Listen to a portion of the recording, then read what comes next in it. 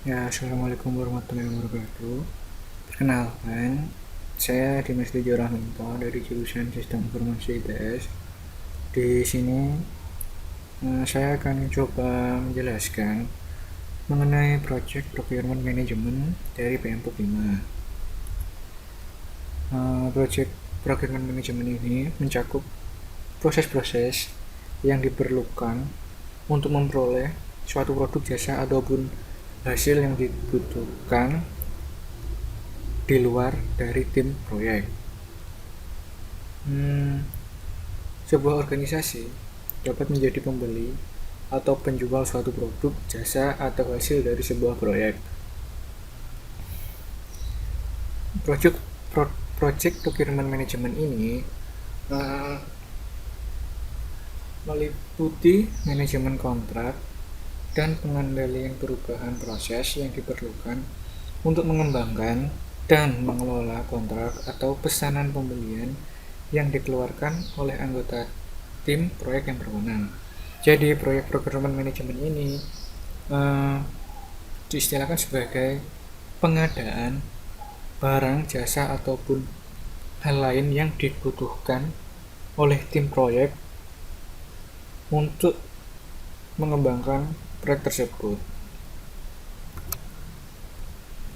Ada 4 proses yang ada dalam Project Procurement Management ini.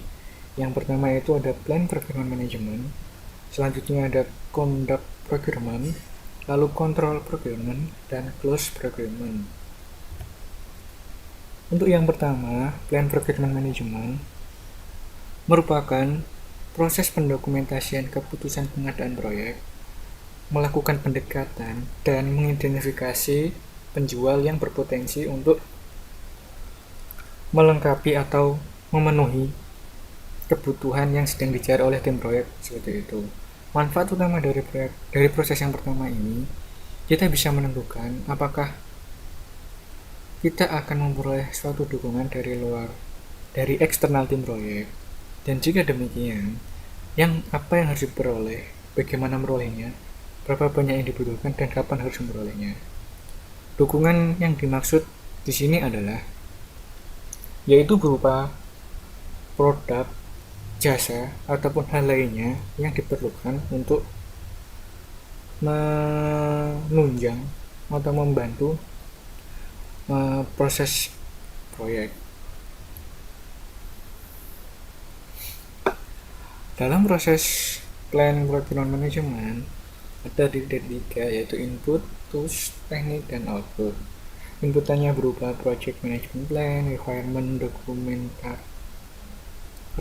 register, activity research requirement, project schedule, activity cost estimate, stakeholder register, dan sebagainya. Outputannya nanti berupa procurement management plan, procurement statement of work, procurement document, source selection criteria, make or buy decision, change request, project document update. Selanjutnya ada conduct procurement. Di sini merupakan proses untuk memperoleh respon dari penjual, memilih penjual, dan memberikan kontrak. Jadi setelah di proses pertama tadi kita membuat suatu plan rencana, di proses ini kita akan memilih vendor ataupun penjual. Lalu setelah vendor yang dirasa memenuhi kriteria akan membuat suatu kontrak seperti itu. Manfaat dari proses ini yaitu kita akan memberikan keselarasan antara harapan pemangku kepentingan internal dan eksternal melalui perjanjian yang disepakati, yaitu melalui kontrak. Berikut proses yang ada di contract procurement. Untuk selanjutnya ada control procurement. Setelah kita memilih penjual atau vendor yang dirasa memenuhi kriteria, selanjutnya di dalam proses control procurement di sini kita akan mengolah hubungan pengadaan, lalu pemantauan kinerja kontrak, dan membuat perubahan dan perbaikan kontrak yang sesuai. Manfaat utama dari proses ini yaitu kita akan memastikan bahwa kinerja baik penjual ataupun pembeli memenuhi persyaratan pengadaan sesuai dengan ketentuan perjanjian dalam kontrak.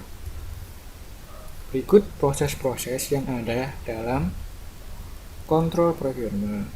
Outputan nanti yang diharapkan berupa work performance information, change request, project management plan update, project document update, organizational process assets update, seperti itu. Yang keempat atau yang terakhir yaitu close procurement. Ketika semua proses sebelumnya sudah dijalankan dan proses pengadaan itu selesai, di step keempat ini yaitu proses menyelesaikan step pengadaan. Di sini nanti kita akan melakukan pendokumentasian perjanjian dan dokumentasi terkait untuk referensi di masa depan. Di sini yaitu menutup dari proses pengadaan tadi dan juga melakukan pendokumentasian di mana nanti dokumentasinya bisa digunakan untuk proyek di masa yang akan datang, seperti itu.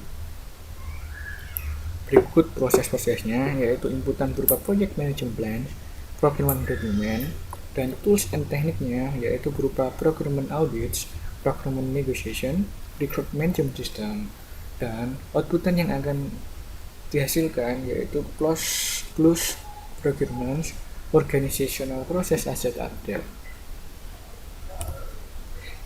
Sekian yang bisa saya jelaskan. Bila mungkin ada pertanyaan, silakan tulis di kolom komentar. Terima kasih.